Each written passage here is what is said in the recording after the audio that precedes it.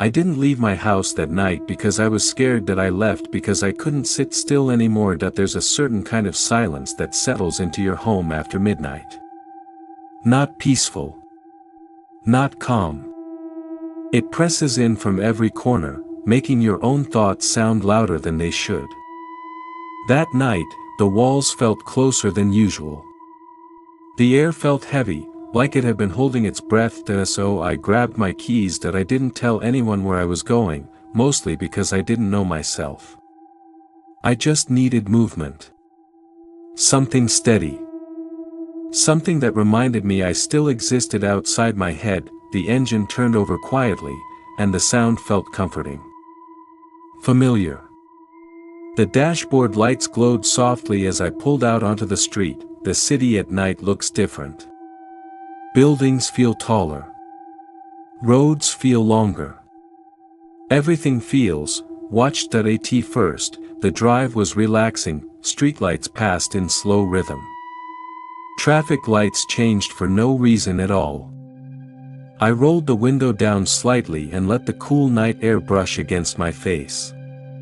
The radio played low, almost whispering. That's when I noticed the headlights. They were far back at first. Two small points of white light floating behind me. I didn't think much of it. It was a city, after all.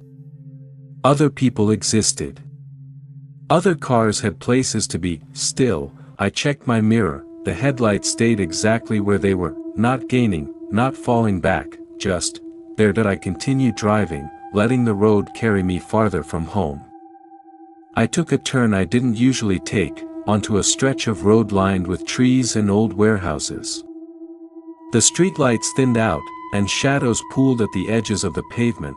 The headlights followed. I slowed down slightly. They slowed too. I sped up. They matched my speed perfectly. That's when the calm feeling disappeared. Not panic, just awareness, like the moment you realize someone is standing a little too close behind you in a line. I told myself not to assume anything. Coincidences happen. Routes overlap.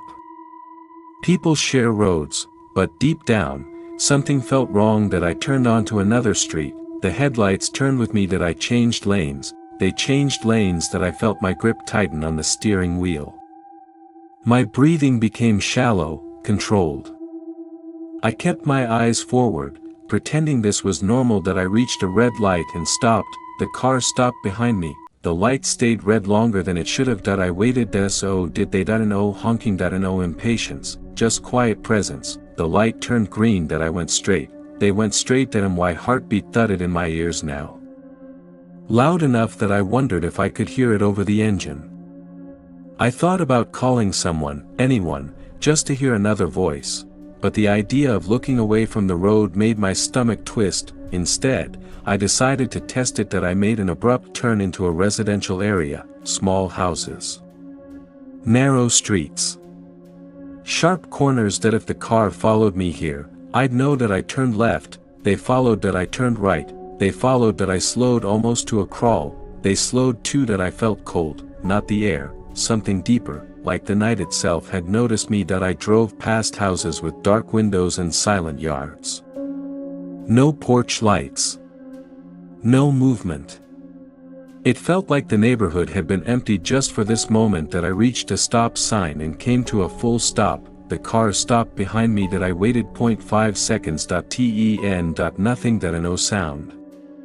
No movement. Then, slowly, the headlights brightened, just a little, not flashing, adjusting, like whoever was behind the wheel had leaned forward. I pulled away again, heart pounding. The road ended ahead in a dead end. My stomach dropped. There was no other choice.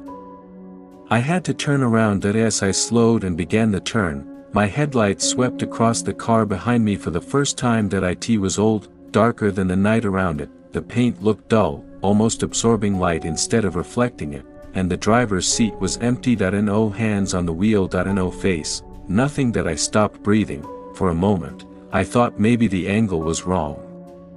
Maybe the light hadn't hit it properly. Then the engine revved, the car moved. I didn't think. I didn't hesitate. I slammed the gas and sped past it, tires squealing as I turned back down the street. I didn't look in the mirror. I couldn't. That I drove until the road widened and the streetlights returned. Until I reached a main road where the city felt real again. Bright. Alive. Only then did I dare glance back. The road behind me was empty. No headlights. No shadows. Nothing. That I pulled into a brightly lit parking lot and sat there, shaking. My hands trembled on the steering wheel.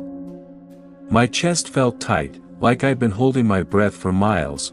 After a while, I drove home. That I told myself it was stressed up fatigue. My imagination filling in gaps. That I slept poorly that night, and the next. A few days later, I went out again.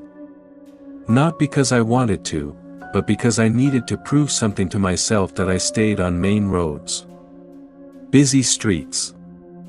Bright lights. Everything was normal, until I turned onto my street. At the far end, a car sat parked with its engine running, dark, unfamiliar. The headlights were off, but I knew. That I parked quickly and went inside without looking back. That night, at exactly 1:38 a.m., I heard an engine outside my window, idling, low, steady. That I didn't move. Didn't breathe. The sound stayed for a long time, then faded.